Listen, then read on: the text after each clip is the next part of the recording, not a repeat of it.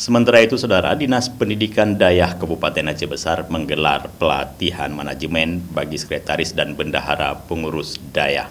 Kegiatan berlangsung di Hotel Madinatul Zahra, Kecamatan Darul Imarah, Kabupaten Aceh Besar sejak Selasa 2 Juli 2024. Dan juga penyematan backnama kepada mewakili penjabat Bupati Aceh Besar, Kepala Dinas Pendidikan Dayah Aceh Besar Abu Bakar membuka pelatihan manajemen dayah dengan menyematkan tanda kepada peserta secara simbolis. Dalam sambutan tertulis, penjabat Bupati Aceh Besar menyampaikan kegiatan ini bertujuan guna meningkatkan kualitas pengetahuan administrasi dayah yang efektif dan profesional. Kepala Dinas Pendidikan Dayah Aceh Besar Abu Bakar berharap para peserta menerima materi dengan baik dan selanjutnya dapat meneruskan kepada jajaran pengurus dayah serta mengaplikasikan dalam proses administrasi di lembaga dayah masing-masing.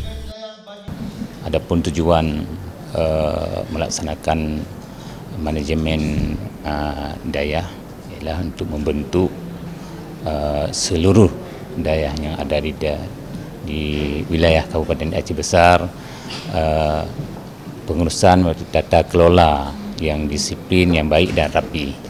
Semua materi yang disampaikan pada kesempatan pelatihan kali ini dapat diterima oleh seluruh peserta, dan semua peserta dapat mentransferkan, dapat memberikan dan menjelaskan kepada seluruh pimpinan dayah agar terlaksana tata kelola dayah yang sempurna dan baik.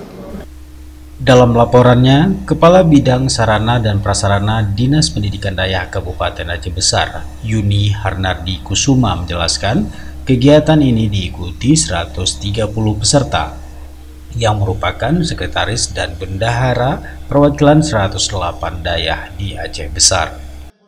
Peserta yang diikuti sebanyak 130 orang, itu 2 session. Yang gelombang pertama sekretaris sejumlah 65 orang, yang session kedua 65 orang itu pesertanya bendahara dari daya-daya.